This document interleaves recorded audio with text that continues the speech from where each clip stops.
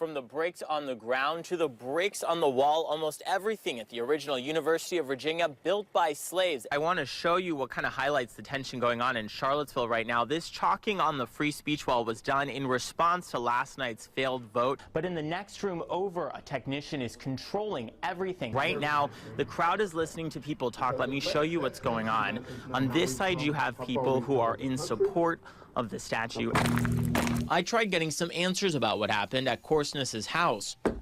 No one answered. Now the latest is coming from this data right here, released to CBS 19. They take them and they hand them off to the Habitat for Humanity store where they sell the little seedlings that these kids have raised. Take a look at this graffiti behind me. It says, "We are fed up." The goal is so that show can continue working for airplanes like this one far into the future. From the windows to the walls, this entire structure looks brand new for students and faculty to enjoy. She says it was one of the worst 5 days of her life, and her son is far from the only one to run away from the STARS program. He's always trying to make people laugh. 15-year-old Isaiah Reinert got in trouble with the law when he was 14. After serving his time, he ended up in Charlottesville at STARS, a program for at-risk teens. The foster care system said he needed to be put in a group home to see how he could adjust to being back out in the public. Here's one. Tracy Reinert is Isaiah's mother. She doesn't have custody of him, but she sees him all the time. For her, STARS sounded like a good deal. I was okay with it because, one, it was closer to home. But a month into arriving, Isaiah ran away. You know, I just didn't know how he's out there making it on the street. He was only 15. I talked to police about runaways from STARS. It turns out from December 2015 to November, police took 65 reports of runaways from the program's 4 homes. Our first response is to go to the location, meet with the reporting party, take a report, do an initial investigation, and once we've taken that report, we have 2 hours to get that into the Virginia Missing Persons Clearinghouse. When a teen from STARS runs away, police notify several agencies like social services. They also put out a call with information on the missing teen. Fortunately, most teens return to STARS after just a few hours. Specifically with STARS, a lot of times they're back, sometimes before we even get a chance to get the paperwork completed. What's more, police say it tends to be the same kids that run away over and over again. STARS would not talk on camera, but they did talk to me on the phone.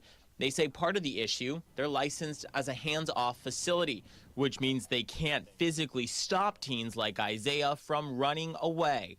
Police can. We do have the authority to take them into custody and return them. Police do have some idea as to why teens at STARS go AWOL. Most of the reasons they leave is the same reason why a child would leave from their own house. They get into an argument, they want to go out, they have rules that they have to follow. They don't like them, so they need to leave and blow off some steam, and they're usually back shortly thereafter.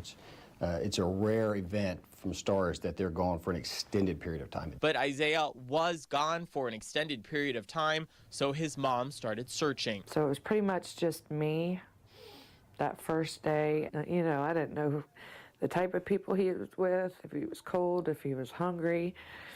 On day 5, Reinert got her big break from a homeless man on the downtown mall who said Isaiah was staying with a girl at the UVA Medical Center. I ran up there to the room as fast as I could and turned around the corner into the door, and he was there. And I just... Sorry. I just said, "Isaiah."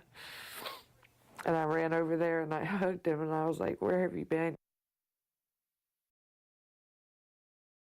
So he filmed this entire finding food on his iPhone and gives us a first-hand look at the island and food of Cuba. This is modern-day Havana, a bustling city still frozen in 1959 after the communist takeover by Fidel Castro. But its people continue to push forward. And cars built in the 50s still running today. In recent years, Havana has improved significantly thanks to a steady flow of tourists from places like Canada, Argentina, and Russia who come to Cuba to enjoy some major tourist attractions like La Floridita, the bar in Old Havana where Ernest Hemingway invented the daiquiri. But as Cuba molds itself into a new tourist hotspot, its authenticity starts to fade, which is why I went with my cousin Eugel some 278 miles east of Havana on back roads and crumbling highways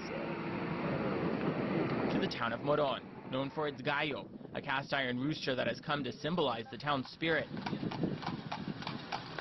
Outside of Havana, the island of Cuba is much more humble. The houses are more functional than beautiful, and only a few people can afford cars.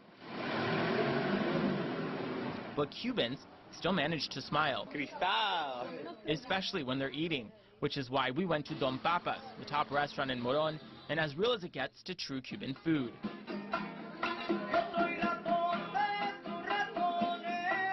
Don Papas is a typical Cuban restaurant. There are no windows and the tablecloths are made of plastic. On the wall hangs a picture of Fidel Castro over a Cuban flag, and underneath that, a boombox that plays reggaeton music. But despite its modest appearance, the food is some of the best I've ever had.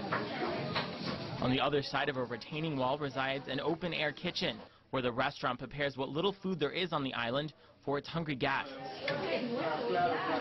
Today's special, and the only thing available on the menu, chuleta de cerdo, pork chops.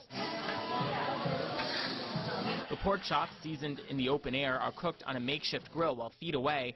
Rice is picked clean of stones on the same table where the restaurant counts its money. Or when the plate is brought to the table, filled with yuca in the middle, congria on top, and cerdo on the side, it's easy to forget you're thousands of miles from home in the heart of a communist country.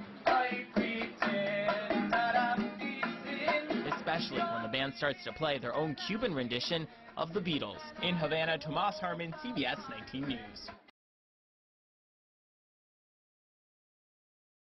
There's some businesses right off the bridge, like Barbie's Burrito Barn, that are a little worried about the impact that these changes will have in the next several months. The bridge does affect me a bit. Barbie's Burrito Barn just opened 5 months ago. I found this tiny little place under the Belmont Bridge that I thought was perfect. Owner Barbara Brannick, a.k.a. Barbie, sells California-style Mexican burritos. The food I grew up on that my mother cooked, and I just hung in the kitchen with her and learned.